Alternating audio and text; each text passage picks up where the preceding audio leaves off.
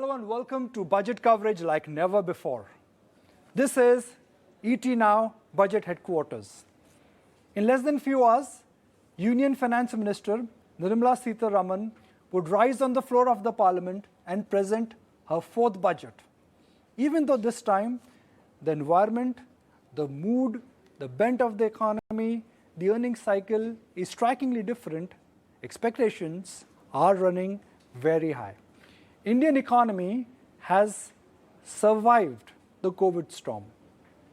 The economy has revived in last 1 year, but most important, what can the budget do to ensure that we just thrive in this environment?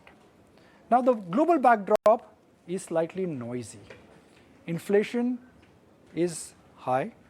Interest rates are likely to go higher. Could that really change the settings of the economy? So what can the finance minister do to ensure that we are insulated from the global queue, but we are not isolated with what is happening in terms of the recovery cycle? Now, budget is all about numbers. And for a change this time, on the tax collection front, the government has no problem. In fact, it could be a problem of abundance. Yeah, I don't remember when was the last time I said the government has a problem of abundance. The tax collections or the revenue receipt, to put it simply, will see an uptick of 30% projected, which is way above what the initial estimates were. So indirect tax collections were high, GDP was high, and even corporate taxes have been very high. The most interesting turn, I guess, for the economy can be explained in this one simple graphic, the vaccination drive. And that, in a sense, the sum and summary of why India has survived and revived. Now, this is, in a sense, is a very proud moment for all of us. This has made the difficult look easy, and the entire vaccination curve of India, how it has moved, and the adult vaccination, how it is now vaccinated, I would say fully vaccinated. If I look at the most important tailwind for Indian market is right now the corporate revival.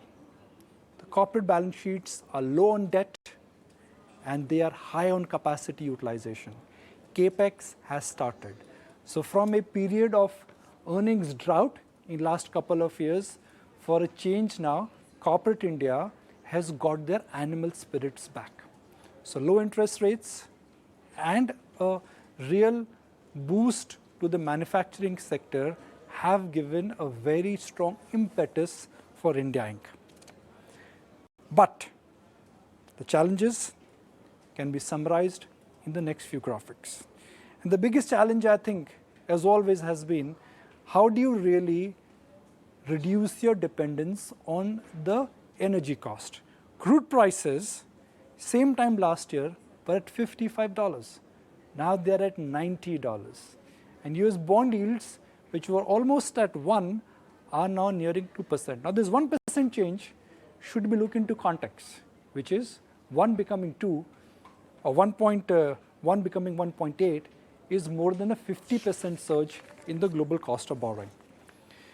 The other challenge is that our fair weather friends, foreign institutional investors, they've been selling, and the selling has been rather excruciating. If you add up the data for the month of November, December, and January, they do not give you a comfort. So we do have a impact of rate tightening, which I think clearly is now visible in the way how FI selling is moving. So the challenge in this year's budget is to manage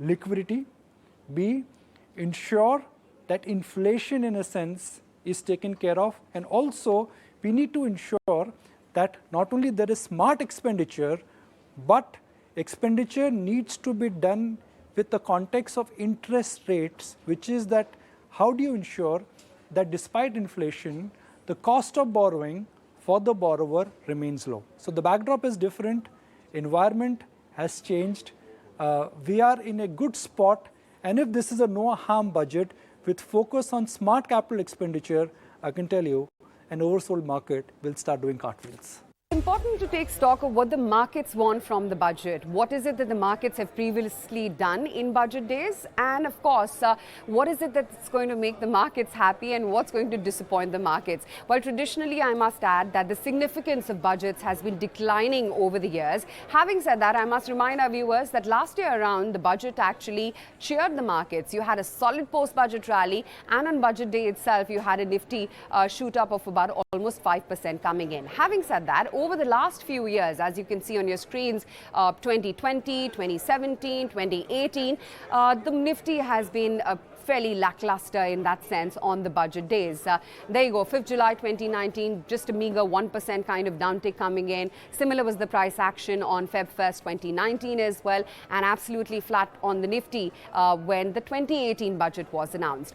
Having said that, it's important to also analyze the kind of volatility traditionally one has seen on budget days. Of course, things are a lot different this time around. We've seen the kind of incessant FII sell-off that we've had in the markets. The fact that in the last 2 days of a rebound that the market has staged, while we are still 1,000 points away from the recent top of 18,300 on the index, the market has seen a fair amount of chop and churn. Having said that, traditionally, you've seen volatility ebbing off. India VIX, for instance, was down almost 11.5% in the run-up to the budget in 2018, and similar was the price action in the previous few years as well. Now let's take stock of what is it that's going to cheer the market and what is it that's going to disappoint the market in terms of a budget announcement this time around. Of course, a pro-growth, investment-driven budget is something that the markets would like. They always would, right? Having said that, a credible, gradual fiscal consolidation plan, that's something that the markets are waiting to hear out from the finance minister this time around.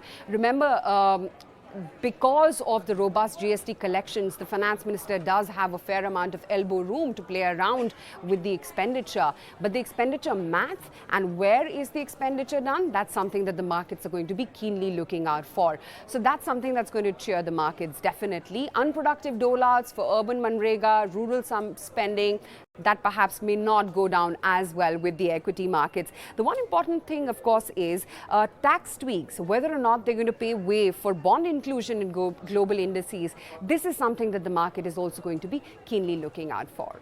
Let's get into perspective as to what the global setup has been for this year's budget 2022 versus what it was last year.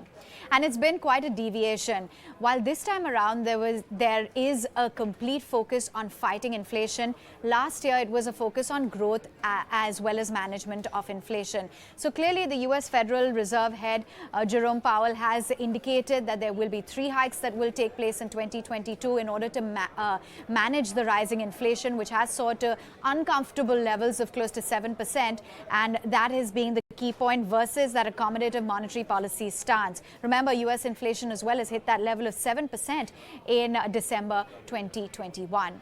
Crude oil prices as well have been on the rise. In fact, from the last year, it's seen a near rise of 40% on a year-on-year basis, and that is close to $80 per barrel. Can be attributed to a number of factors with respect to geopolitical concerns, as well as what we've seen on the supply side with a lot of supply fears.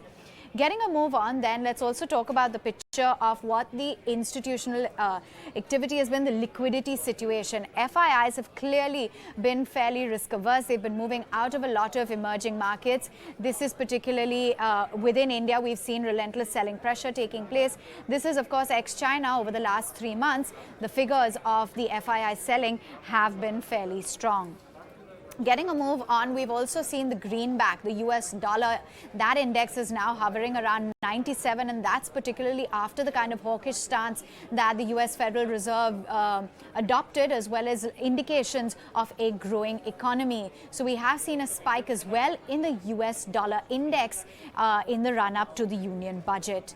The 10-year bond yield as well has seen quite a significant spike. In fact, it's close to those levels of 1.8%, which is close to those pre-pandemic levels, the kind of spike that we've witnessed in the bond yields. That has been versus an average of about 1.4% that we saw last year.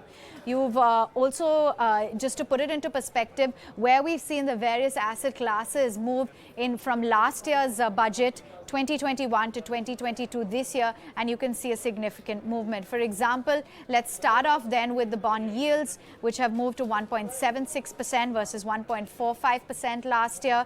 You've also got crude oil prices, which have increased quite substantially, now at an average of about $85 per barrel versus $62.2 per barrel, as we were talking about the supply concerns, the geopolitical risks, all of that has attributed to it. Gold currently close to $1,784 an ounce versus what we saw the last year's average of about $1,850 an ounce, and the dollar index as well has spiked now close to 97 post the kind of stance that we've seen from the US Federal Reserve versus 95.9. So that in a sense gives you an outlook as to what the global setup has been this year versus last year going into the union budget.